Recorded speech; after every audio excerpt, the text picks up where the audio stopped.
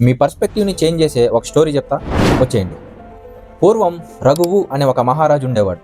ఆయన చాలా గొప్ప దాత. ఆయన ఒక మహాయజ్ఞాన్ని చేసి కట్టుకున్న బట్టలు తప్ప మిగిలిన తన సంపదని మొత్తాన్ని ప్రజలకి దానం చేసేసాడు. ఒకరోజు ఆయన ఒక చెట్టు కింద విశ్రాంతి తీసుకుంటా ఉన్నాడు. అప్పుడు ఒక ఇద్దరు వ్యక్తులు, మన మహారాజు చాలా గొప్పవాడు, తనకున్న ఆస్తి మొత్తాన్ని జనాలకి ఇచ్చేశాడు అని మాట్లాడుకుంటూ ఉన్నారు. అది విన్న మహారాజు, మీరు మాట్లాడే తప్పు, మీ రాజు అలా ఏమి ఇవ్వలేదు అని అన్నాడు. దానికి ఆ ఇద్దరు వ్యక్తులు, అదేంటయ్యా అలా అంటావు, మా రాజు గురించి నీకేం తెలుసు, ఆయన చాలా గొప్ప దాత అని అన్నారు. అప్పుడు మహారాజు ఇలా అన్నాడు, సరే నాకు ఒకటి చెప్పండి, మీ రాజు పుట్టేటప్పుడు ఎంత సంపదని తీసుకొచ్చాడు, అందులో ఎంత దానం చేశాడు? దానికి ఆ ఇద్దరు వ్యక్తులు షాక్ అయ్యారు. పుట్టేటప్పుడు మీ రాజు ఏ సంపద తీసుకురాలేదు, మరి దానం చేసింది ఎవరిది అని అడిగాడు.